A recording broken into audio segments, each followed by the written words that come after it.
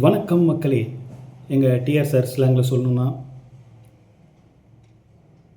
மார்கழி மாதம் பொழிகிறது பனி, பண்டிகை என்றால் நம்ம எடுக்கிறது புது துணி. எங்கள் டிஆர்ஸோடைய ஸ்லாங்கே தனி. இன்றைக்கி கிழமை சனி.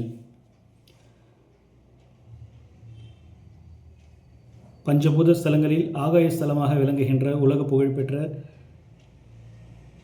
திருச்சிற்றம்பலம் என்று அழைக்கப்படுகின்ற ஸ்ரீ தில்லை நடராஜர் ஆலயத்தில் இருக்கிற 108 வைணவ தலங்களில் மங்களாசாசனம் செய்யப்பட்டு எப்படி திருச்சிற்றம்பலம்னு நடராஜர் சொல்கிறோமோ அப்படி திருச்சித்திரக்கூடம் என்று அழைக்கப்படுகின்ற தில்லை கோவிந்தராஜ பெருமாளுக்கு வருகின்ற திங்கட்கிழமை காலை 9 மணி முதல் 10:30 மணி வரை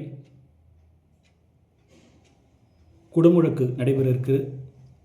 கடந்த 30ஆம் தேதியிலிருந்து 3ஆம் தேதி வரை தொடர்ந்து மகா சம்பரோஷனம் ஒவ்வொரு நாளும் நடந்துகிட்ருக்கு. கோவிந்தராஜ பெருமாள் சன்னதி, தாயார் சன்னதி, கருடாழ்வார் சன்னதி, ஆஞ்சநேயர் சன்னதி, அனைத்து சன்னதியில் இருக்கிற கோபுரங்களுக்கும் விமான கோபுரங்களுக்கும் 21 கலசங்கள் பொருத்தப்பட்டு அதற்கான பூர்வாங்க வேலைகள் நடைபெற்றிருக்கு. ஸோ உலக புகழ்பெற்ற எப்படி நடராஜருக்கு சேக்கிழார் இயற்றிய பெரிய புராணத்தில் உலகலாம் உணர்ந்து ஓதற்கரியவன், நிலவுலாவிய நீர்மலி மேனியன், அழகில் சோதியன், அம்பலத்து ஆடுவான், மலர் சிலம்படி வாழ்த்தி வணங்குவோம். அதுபோல்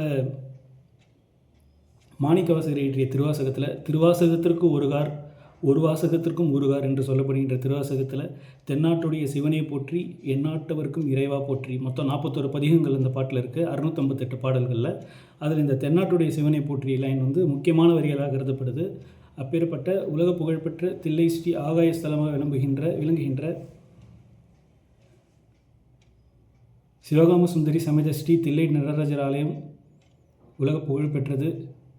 இந்த வீடியோ பார்க்குற வியூவர்ஸ் சிதம்பரத்தில் இருக்கிற மற்ற எல்லாருக்கும் தெரியும். இருந்தாலும் இந்த வீடியோ நான் அப்லோட் பண்ணுறதுக்கான ரீசன், இந்த தில்லை நடராஜர் கோயிலத்தில் ஒரு ஸ்பெஷாலிட்டி பார்த்தீங்கன்னா, நீங்கள் நின்ன இடத்துல தில்லை கோவிந்தராஜனையும் தில்லை நடராஜரையும் நின்ன இடத்துல பார்க்கலாம். அது ஒரு ஸ்பெஷாலிட்டி எங்கள் கோயிலில் இருக்குது.